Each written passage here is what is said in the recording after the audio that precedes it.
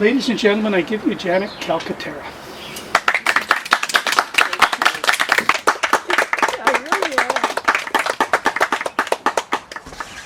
Okay, and I don't know if you've all seen the book. This is the cover here. It's called The Burden of Memories. Anyway, I'm going to tell you. The Burden of Memories is an intertextual novel written from 4 points of view.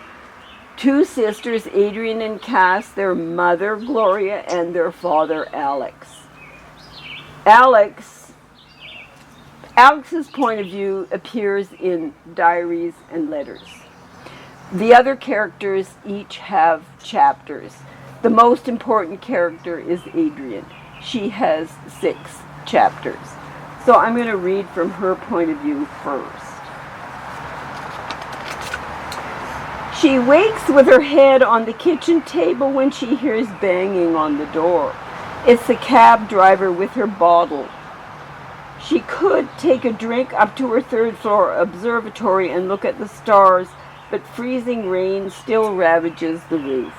Even if she could see the planets through the storm, she wouldn't find her constellation in this January sky.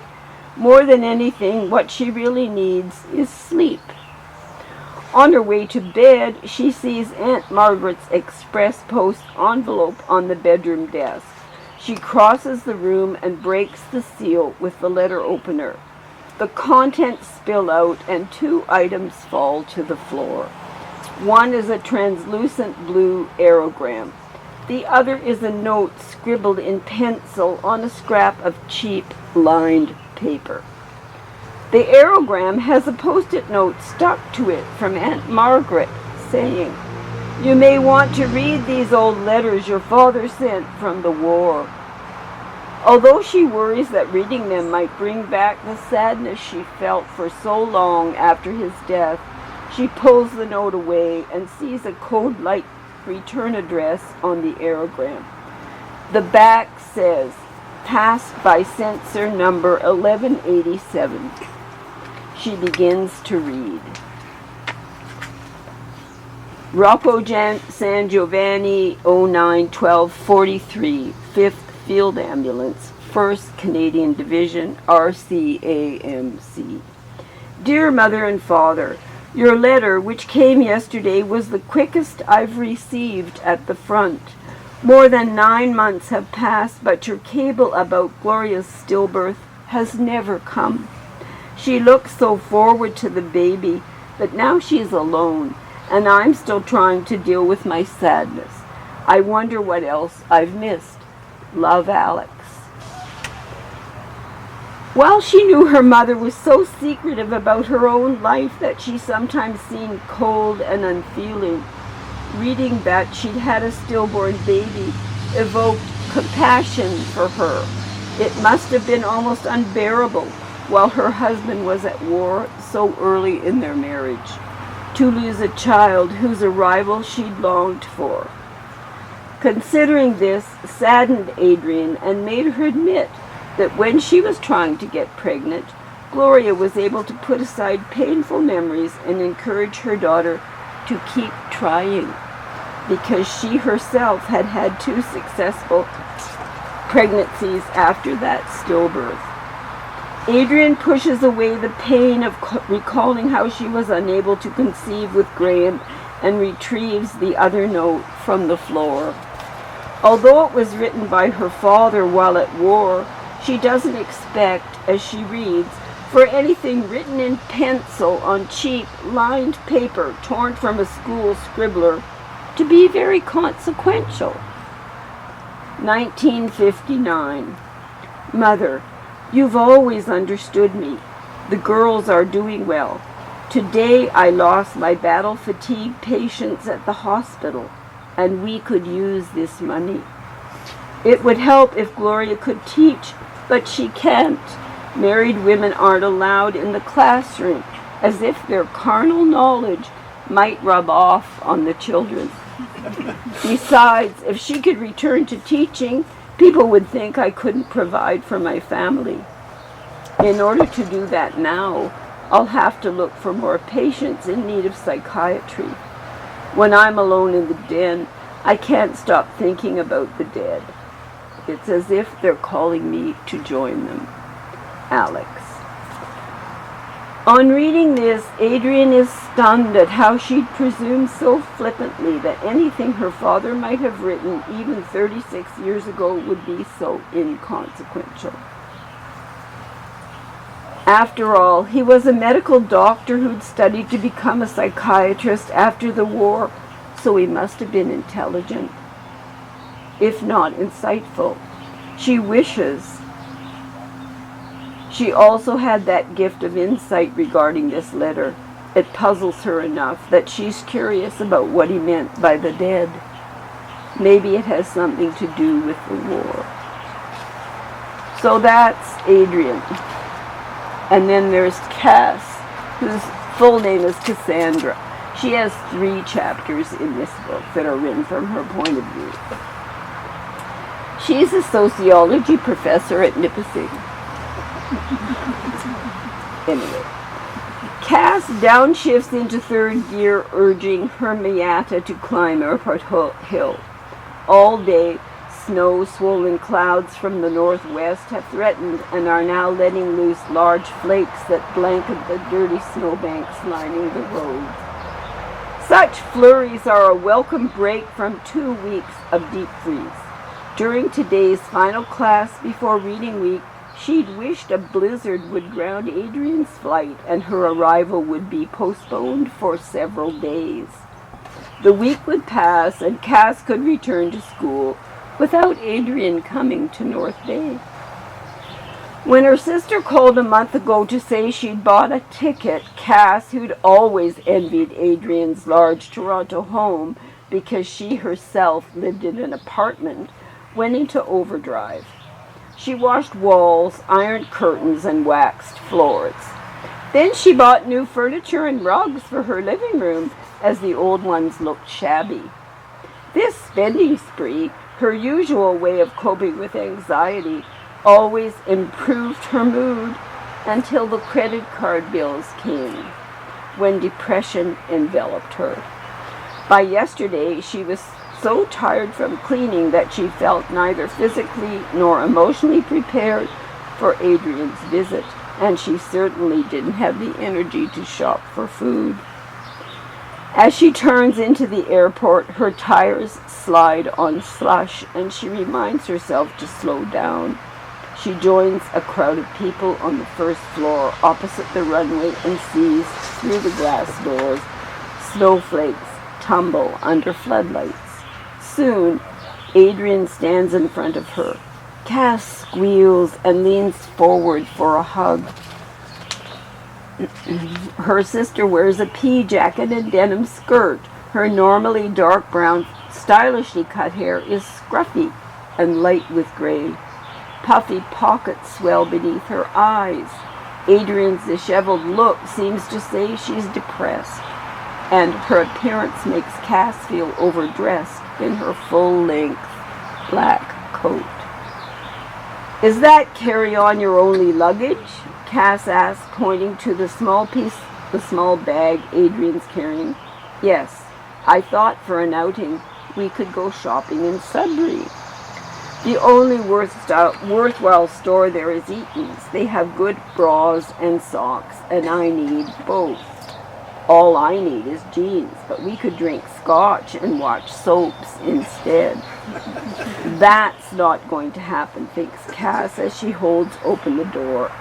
Until her sister was fired, Cass remembers how years ago Adrian talked about being up before dawn, calling clients before coffee, eating lunch at her desk, and without exception, dressing in business suits and tailored blouses. In short, an overachiever. Seeing Adrian's ragged hair confirms why their mother is worried.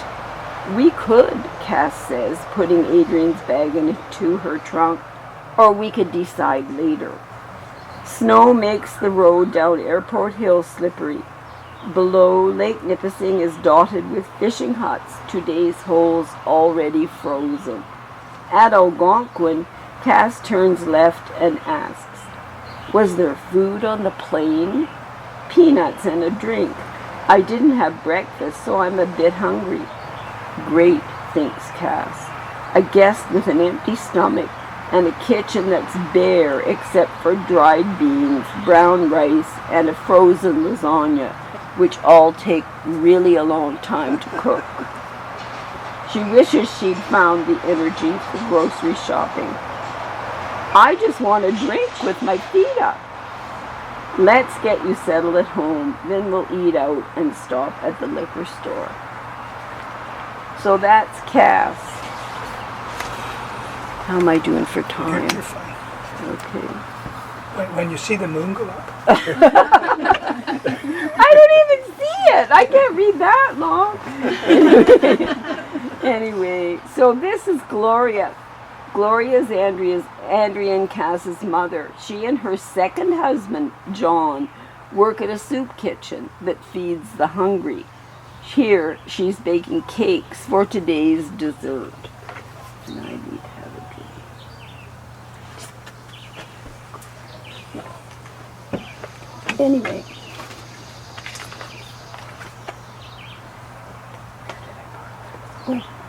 As mixing 4 cakes and baking them, then making 4 more is a big job, Gloria immediately turns on the oven to heat and begins measuring brown sugar into a pot.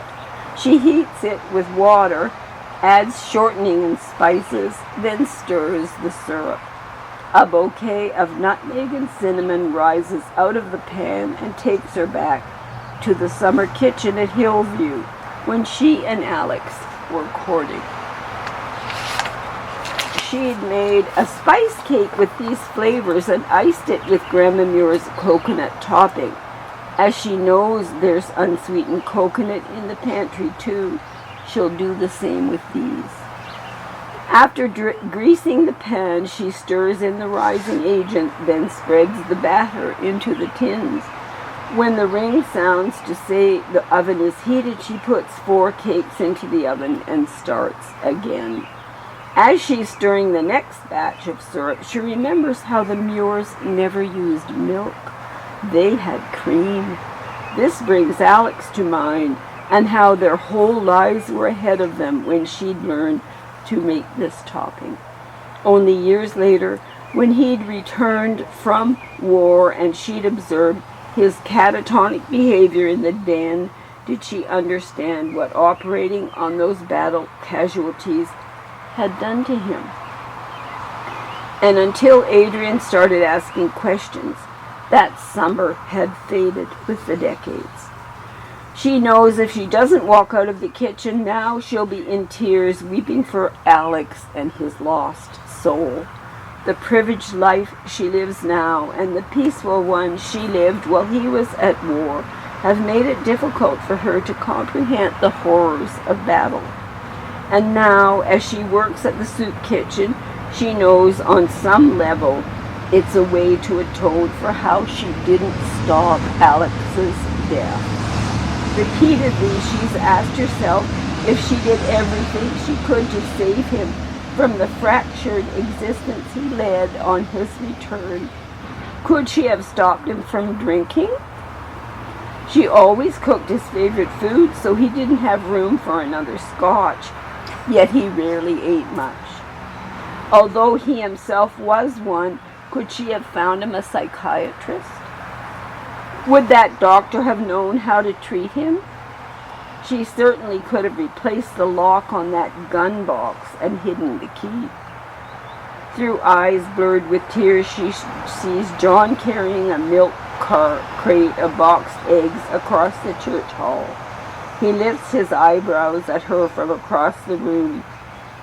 At that distance, she doubts he can see her sadness.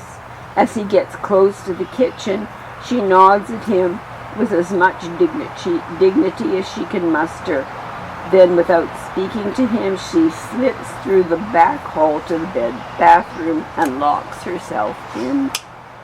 From outside, Lucy says, "Those last cakes need to go in." Gloria blows her nose and opens the door. "Here's your purse," she whispers, handing it to Gloria. Without asking what's wrong, she adds, "Fix your makeup." Then she closes the door.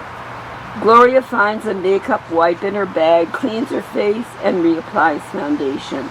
If John's still here, he'll know she's been crying, but like Lucy, he'll have the sense to keep quiet. She slips across the hall to the kitchen and finds him sitting at the table near the window. After she removes the baked cakes from the oven, she puts in the last two. Then she sits down next to him. Adrian and I had lunch in a Vietnamese restaurant, he says. The cottage is on for May. Cass and Sam will probably come too. That is, if you tell Adrian everything she wants to know. She turns her face to him, wondering where she'll find the courage to talk about their father to her daughters and still keep the secret. Although she believes that her marriage, indeed her life, depends on what she says, she finds the strength to whisper, "I'll try." Now I have one point of view. Do I have time? If you want to go into another little bit, that'd be great. Okay, so I was going to read two diaries from the father. So by now, I should have told you this. Alex is Gloria's first husband.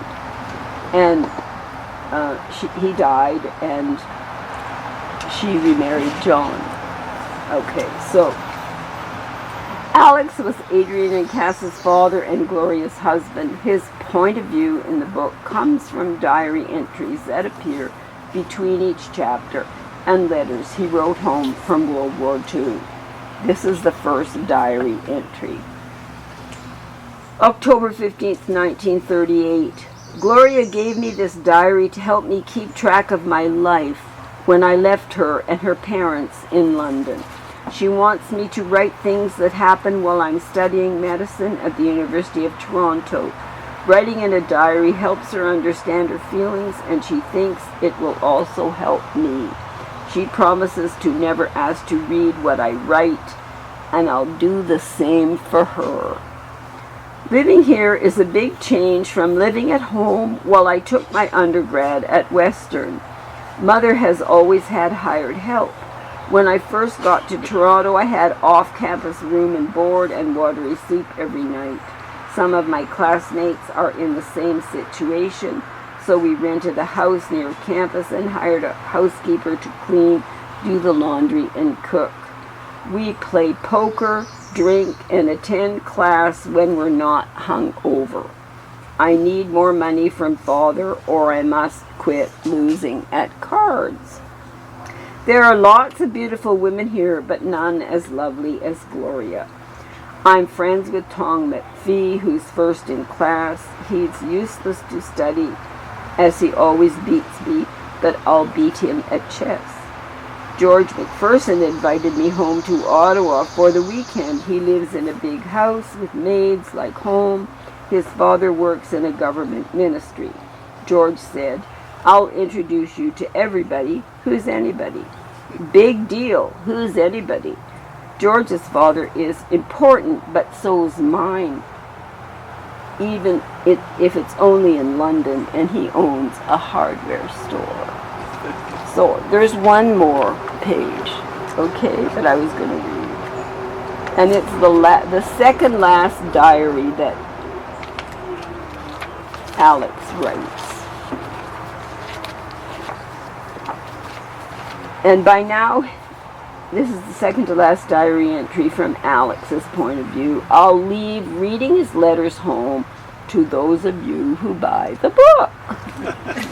There's a glossary, and this is important because there are a lot of military abbreviations in this book.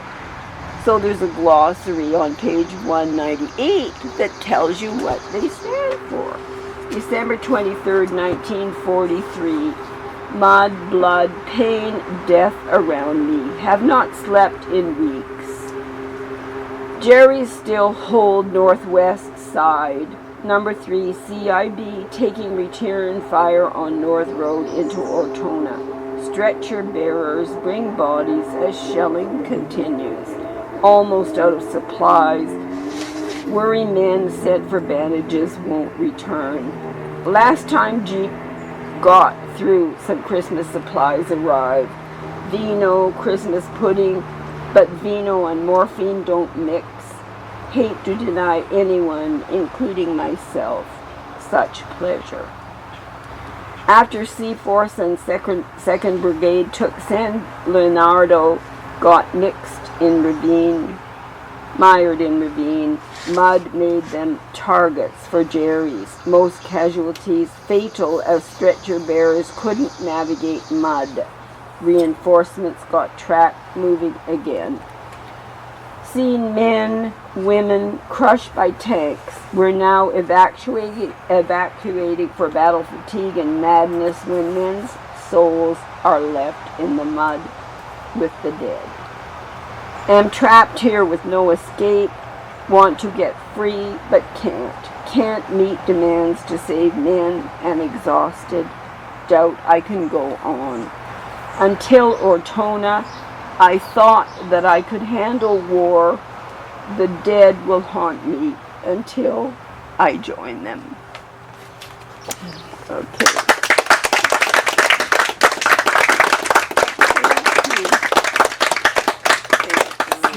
Are you up for a question or two? Sure. I'm worried that the light won't be good enough for Carol to read. We'll take a short break, so there will be light. Okay. But, Louise, question? Yes, please. At what point during the writing process did you decide how Alex would die?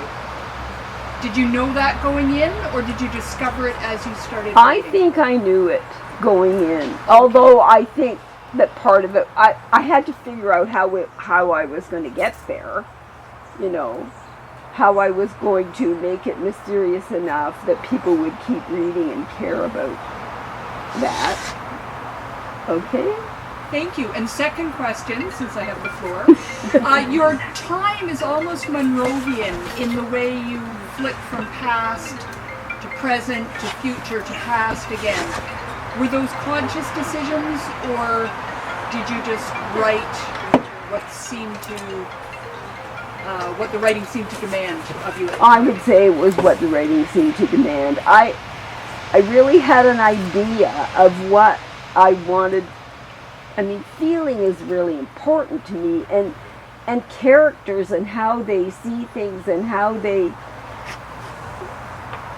care really matters to me. So I think that part of that had to be flipping from past to present. You know. I loved the way when I read the book I was pulled in and then pushed away a little and then pulled right back in. Oh, thank you. Oh, Louise, that's really a compliment coming from you. Thank you. So, anyway, yes? Livy? Yeah.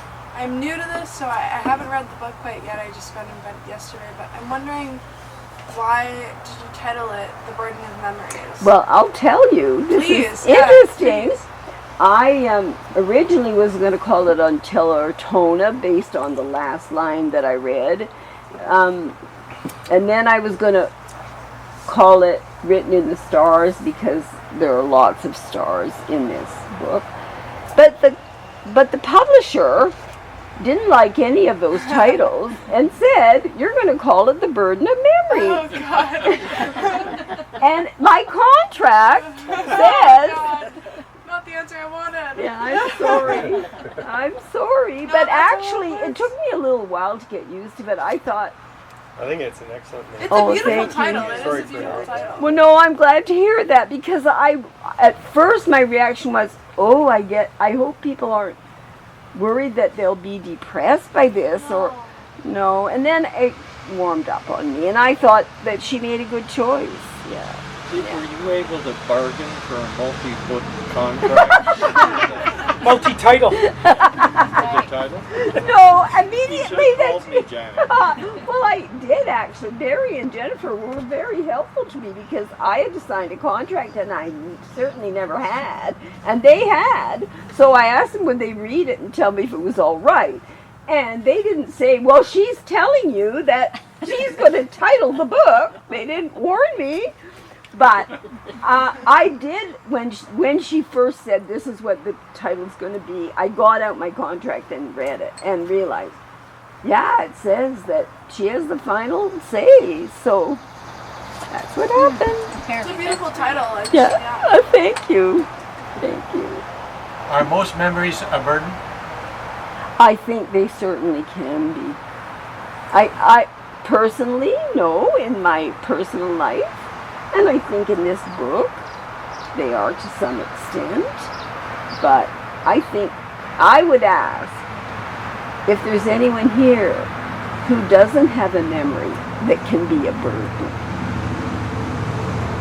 I don't think so. I think most people, I mean, everybody's done something in their lives that they wonder whether they should have, I think. Well, it's on a HGTV, isn't it? Yeah. They want to make They're memories. making memories that are, And you can only make memories if you spend $100,000 on a new kitchen. Then you can make memories. I don't know, mine is the original one from when we bought the house, and there's lots of memories. I know, it's like Some of them pretty crummy. I can drive back and get Frank right now, actually. You didn't sit down and say, we're making them, Frank. That's an order. We're making a memory today. You're making pancakes, so it's a memory. Yeah. Well, that would be memorable. So, Janet, I have a question. Yeah. Now, I know you wanted for so long to get this published, and now that it's published, how do you feel about that? Like, does it feel like now this is complete and I can let Well, it I'll rest? tell you, some of you, quite a few of you were at my launch, which I thought was fabulous. It was really fun, and Heather sold quite a few books, and then it was over, and it took me about a week, and I thought, Sorry, excuse me, you sold the books, not Heather. well, no, it's true, but she did use her personal machine. Yeah, irrelevant. You sold the books. Okay. You sold them. All right, thank you, Louise. Anyway, I found for about a week I was on cloud 9 because it had been really fun and it went quite well. And then I thought, well, I have to do something. Well, there's a 5-book contract. No, are you kidding? No, but I thought nobody's ever going to buy this thing if I don't do anything. So you know what? I learned from Rod. Yeah, He's good at being on Facebook. He had this whole story about Hilton, his kitty. Maybe I shouldn't call him a kitty. I call him a cat. He was a kitty, but now he's A cat. he's moved into some serious masculine behavior. All right. Yeah, He yeah. drives the car. That's what he's saying. Anyway, I did. I learned from Rod, and I just really started thinking I have to do some stuff. And I started posting stuff on Facebook and on LinkedIn, and, you know, I keep doing that and don't want to be a burden. The other thing I learned from Rod is I didn't even think about the fact that I should arrange with the 2 bookstores in town to have signing days or whatever. Well, Rod, he does that. So I thought, oh God, I better do that. So I arranged to do that. Thank you, Rod. Yeah, anyway, so that's what I'm working on. All right. Do you feel motivated to write another book? I mean, I know you have other things going, so I have 14 3/4 of a short story collection. I mean, the last story is 3/4 written, and several of those stories have been published. So that'll be my next book, and then the book after that is going to be a short, middle grade novel, which I have written about 1/3 of. But then my sister, I just couldn't believe this. She phoned me yesterday morning at 7:30 in the morning. I just finished your book. I thought, well, could you have waited till 10 o'clock to tell me that? Why Anyway, don't you read before breakfast? I don't know. That's awesome. But She stayed up all night reading. I have no idea. I thought, she lives in Minnesota too, so there's an hour's difference. She must have forgotten that there was an hour's difference. I don't know. Anyway, she said, so are you going to write a sequel? Well, I thought, what could I possibly... I thought, what? No. I said no. So, and I can't imagine writing another novel. Barry, you can talk about novels. They're really big.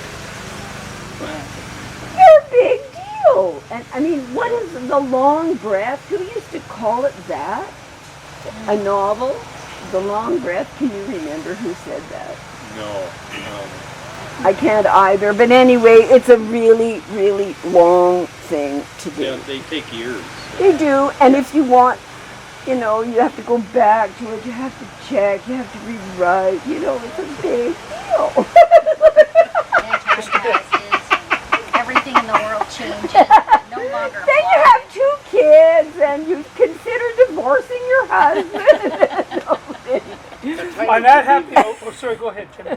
The title could be The Burden of Sequels. Yes, I do.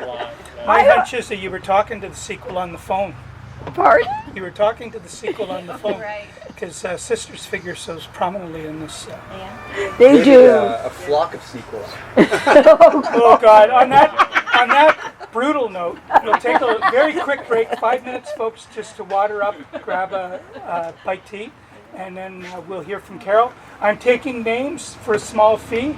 With some people, a bigger fee, but we won't mention Rod in public. For open mic. So it'd be great to have anybody who'd like to share. And we're open to any kind of writing. It doesn't have to be poetry or fiction. If you've written a lovely journal or a prayer or whatever you would like to share with us, you're more than welcome.